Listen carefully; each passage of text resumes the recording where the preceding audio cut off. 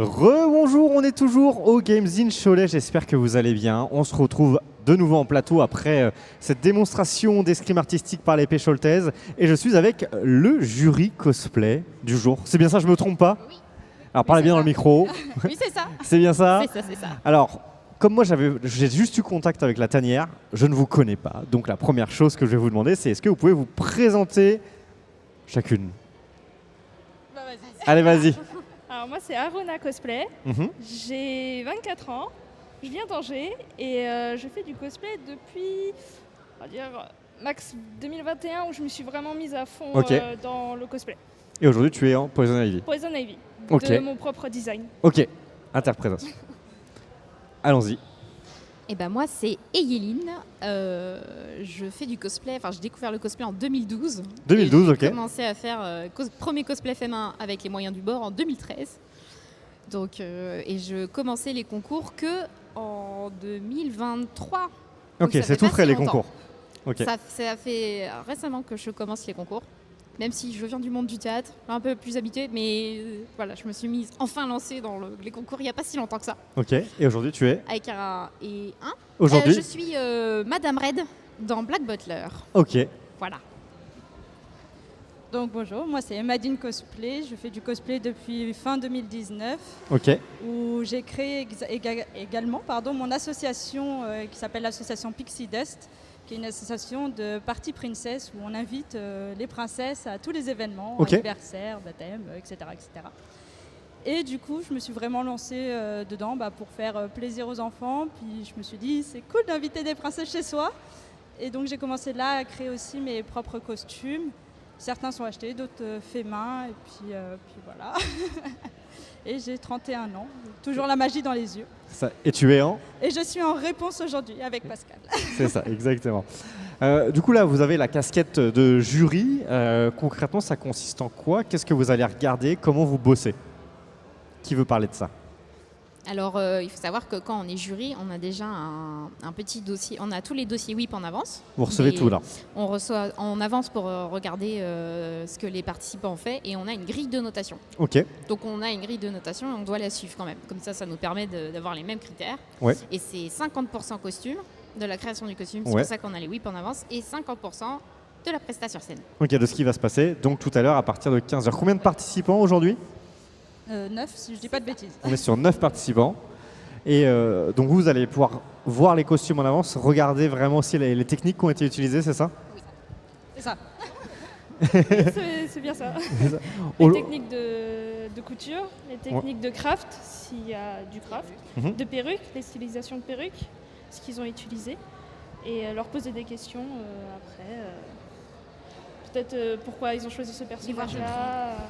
Aussi, On va pouvoir tout voir de les près. techniques de craft, ce qu'ils ont utilisé en tant qu'outil, Ouais. la matière qu'ils ont utilisée, donc plein de choses. C'est vrai que ça, quand on n'y pense pas forcément avec le cosplay, c'est multimétier d'une certaine manière. On doit apprendre à faire plein de choses.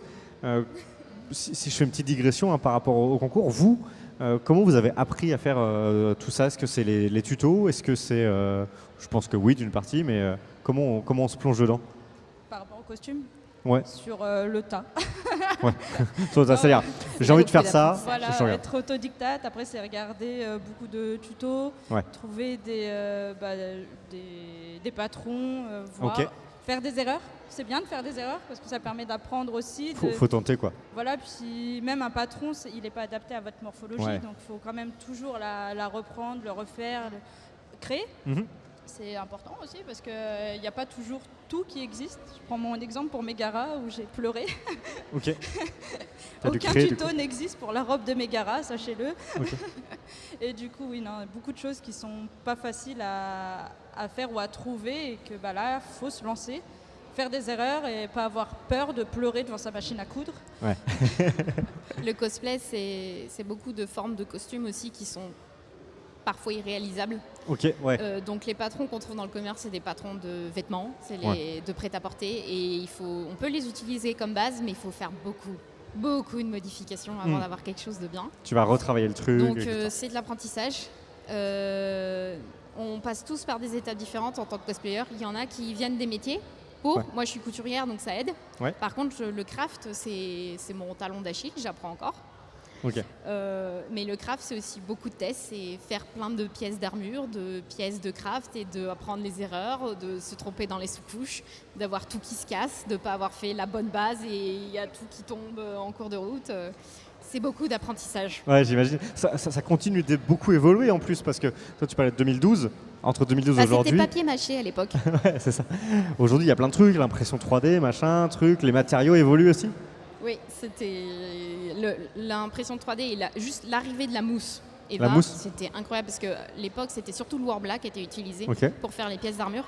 Mais le Worbla, c'est très dur. Ok. Enfin, ça ne permet pas d'avoir autant de fluidité et de souplesse que la mousse Eva. Ça a changé la donne pour tout ce qui est armure, vraiment. C'est plus léger. C'est plus léger, c'est surtout souple. Donc ça veut dire si on se plie, la mousse va se plier avec nous. Ah, Donc ok. c'est pour ça qu'il faut maîtriser les sous-couches, parce qu'il faut avoir ces couches extensibles, enfin qui bougent avec l'armure. Faut pas qu'elle se craque. Ok. Mais ça a changé aussi. la donne.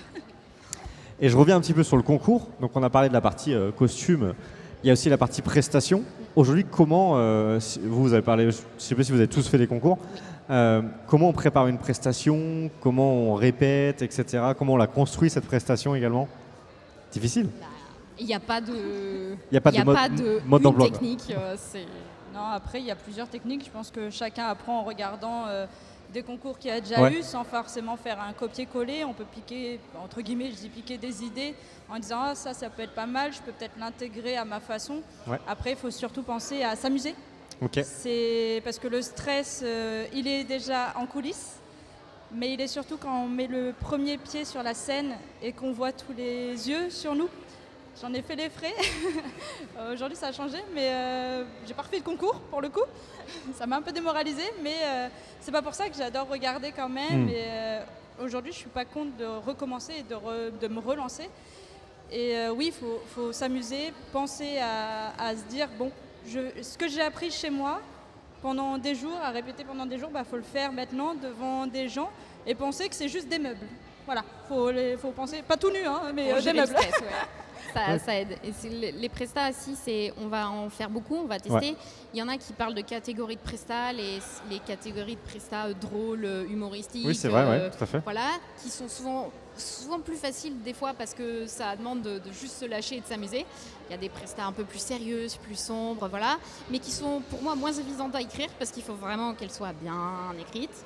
Et il y a des prestats aussi très dynamiques sur scène qui peuvent rendre très bien aussi les prestats en duo quand il y a des combats et tout ça. Ouais. Et ce qui est très important aussi dans les concours, c'est quand on en fait, il faut aller voir les jurys après pour leur demander leurs avis, leurs retours. Oui, comment tu vas t'améliorer. amélioré, Ah. qu'est-ce qui ne marche pas, qu'est-ce qui marche. Et ça m'a permis d'énormément Ok. évoluer. Donc le message aussi là pour les personnes C'est qui ça. vont C'est passer tout à l'heure. Comme j'ai commencé qu'en 2023, je débutais dans l'écriture, même si j'en ai vu beaucoup de concours, dont le CG, tout ça.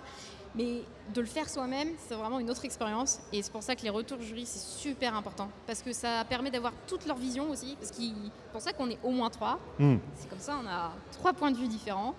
Et d'ensuite, on a toute notre vision différente, nos expériences différentes sur la scène. Et ça permet de vraiment améliorer son écriture.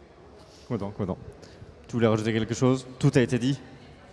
Tout a été dit. Après, il y a aussi plusieurs notations, notamment la mobilité sur scène. Ok. Si c'est des armures, il faut qu'il arrive à bouger quand même un minimum sur scène. La logique aussi de la prestation. Il faut qu'on comprenne la prestation, Une cohérence dans tout. l'histoire et le roleplay. Ok. Donc est-ce qu'on incarne son personnage? Pour incarner le personnage, si c'est un personnage qui est assez foufou, type Harley Quinn, il faut avoir aussi l'attitude d'Harley Quinn, être très fofolle. Très bien, ouais. Donc ça aussi, ça joue aussi pour la notation. Donc, pour le concours. En écriture de Presta, on parle souvent de 3 étapes. C'est l'introduction, ce qui se passe et la conclusion, la chute. Oui, il faut qu'il y ait une chute. Et il faut qu'il y ait cette chute un petit peu waouh, un petit peu qui impressionne ou qui surprend pour que ce soit. On parle de ça. C'est pas évident de trouver des fois des chutes. complètement.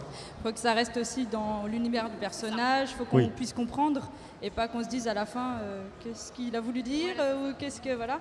Après, c'est pas parce que pareil, la personne n'est pas sur le podium que sa prestation était nulle ou bâclée ou quoi que ce soit. Non, je reviens à ce que disait Lynn, c'est qu'il faut revenir voir le jury Comprendre. pour comprendre peut-être qu'il y avait une chose à améliorer, peut-être que la compréhension n'était pas bonne, peut-être que nous on n'a pas compris alors que les personnes du public ont peut-être compris, parce qu'on n'a pas tous le même univers de cosplay, on n'a pas tous les mêmes centres d'intérêt, donc forcément si on ne comprend pas quand on ne connaît pas, c'est plus compliqué. Et du coup, est-ce que vous invitez les gens à re-regarder leurs prestations? C'est pas facile, hein. C'est pas facile Non, de se regarder. C'est pas facile du tout, Mais il faut se regarder. Ça aide parce que quand on écrit la prestation et qu'on s'entraîne, on voit et en fait une fois se voir sur scène, on se dit mince j'ai raté ça ou oh j'étais pas comme il fallait ou même juste le roleplay on n'était pas dedans. Ça arrive de pas être dans le roleplay parfois. Oui, et puis il y a des personnes des fois qui nous disent à la fin « Ah, j'ai oublié de faire ça » ou « Je me suis trompée », alors que nous, on ne le sait pas. Bah, vous ne savez pas. Et l'avantage, c'est que maintenant, je pense que sur la plupart des concours, tout est enregistré, tout est mis après sur YouTube ou Insta ou n'importe quelle autre plateforme. Et ça permet justement de se revoir et de se dire « Ah oui, c'est vrai que même si je me suis trompée, peut-être que ça ne s'est pas vu et puis j'aurais peut-être pu continuer au lieu de me dire « Merde, j'ai fait ça ». Oui, si on fait une erreur ou qu'il y a un truc qui se passe mal, il faut surtout pas se bloquer, il faut continuer. Il faut aller jusqu'au bout. S'il y a un chapeau qui tombe, s'il y a un accessoire qui se casse, il faut continuer. On s'en fiche, c'est pas grave. Parce que de toute manière, le jury, on le verra. Et si on voit qu'il y a un truc, si c'est juste un chapeau qui tombe, machin, si c'est pas un truc hyper important de la presta, on s'en fiche. Ouais, voilà. Ça passe, on continue, on regarde. On sait que ça arrive. Ok. Et bien penser à accrocher ses perruques, les moindres accessoires, tout ce qui est possible. Parce que, oui, parce que c'est arrivé malheureusement et je pense que c'est pour la personne à qui ça peut arriver, même si quelque chose qui se bloque, que c'est pas fait dans la presta, il faut pas rester bloqué, tant pis. Il faut continuer et faut se lancer, il faut continuer jusqu'au bout.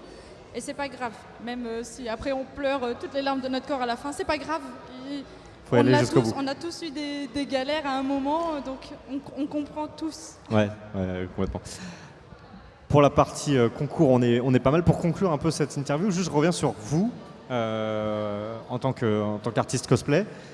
Comment vous gérez maintenant cette passion-là? Est-ce que vous vous contentez d'avoir de nouveaux projets, etc. Ou est-ce que c'est de plus en plus dur avec le temps? Et également, comment vous gérez vos réseaux? Est-ce que vous avez des Insta cosplay où on peut retrouver vos créations juste pour montrer des photos? Est-ce que vous montrez aussi vos work in progress? Ça se passe comment? Allez. Beaucoup de questions en une. Hein. Alors moi, je suis plus souvent sur Instagram. Ouais, on te retrouve t'as une page cosplay? Spécialement pour le cosplay. Ouais. Je partage toutes les photos que je fais en shooting photo, des collaborations ou que moi je prévois avec des photographes professionnels ou des gens, ça arrive. Après moi je suis vraiment plus côté j'aime énormément les shootings photos. Ouais, ok. Donc plutôt les photos pro quoi. C'est ça, je me focalise vraiment sur les shootings et j'aime énormément rendre les personnages réels en photo. Donc même tu essaies d'avoir des shootings où tu es dans l'univers du perso. C'est ça, j'essaie d'avoir les meilleurs lieux aussi pour retranscrire l'univers du personnage.